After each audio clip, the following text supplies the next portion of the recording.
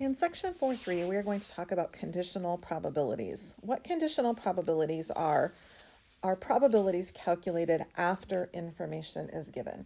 So in other words, you know something has already taken place, and then you're going to find the probability that an event has happened once we know this thing has already occurred.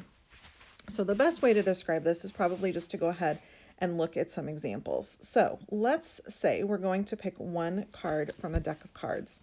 And I do have a deck of cards down here at the bottom for your reference.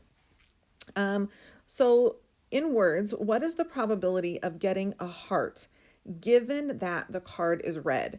So this would be like me drawing a card from a deck, looking at it and saying, this card is red. I'm telling you, it is a red card. So we know right from the start, this card falls in these two bottom rows of this deck of cards. Those are all of the red cards, okay? So instead of talking about a deck of 52, since I have told you this is a red card, we are now talking about a reduced sample space of 26 cards, all the reds. Out of those cards, how many are hearts? Well, that would be that row right there. 13 out of the 26 are hearts for a probability of 1/2. Okay. One note I do want to point out about notation, this little red bar, or I guess it's red now, I highlighted it. That bar there is actually spoken as the words given that. And so whenever you read the probability notation there, that would be the probability of getting a heart given that the card is red. So I know that the card is red. Okay, so let me erase my highlighting here because we're going to keep changing that based on the scenarios we have given. Okay, so the next question, again, I have written in words, but then also in the symbols. So what is the probability of getting a king given that, there's that little symbol again, the card is a club.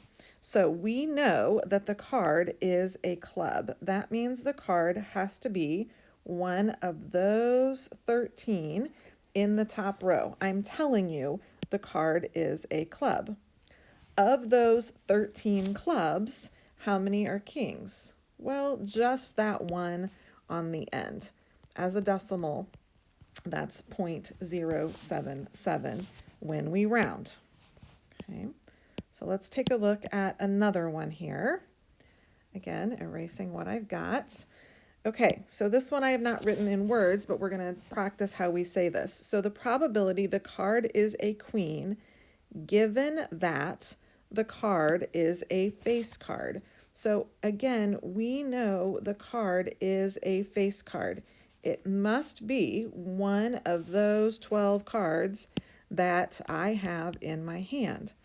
Out of those 12 cards, how many are queens? Well, 4 of them happen to be queens, which is a probability of about 0.333. Okay, so take a minute to pause the video and see if you can figure out the probability of the next 2 events. And then when you're ready, unpause the video and see how you do. All right, welcome back. So now we're looking at the probability our card is a face card given that it is a queen. So if my card is a queen, there are 4 of those. Of those 4 queens, how many of them are face cards? Well, all of them are face cards, and so that probability is 1. If I tell you, hey, my card is a queen, I'm guaranteed that card is a face card. There's no other option, okay? And then, last but not least, what if we're told we want to find the probability our card is an ace, given that it's a face card? So now, again, we know it's a face card. We know it's one of these 12 cards that I'm highlighting there on the page. Out of those 12 cards, how many are aces? Well, none of them. Okay, if I draw a card and I say, ooh, I got a face card, there's no way that that card is an ace.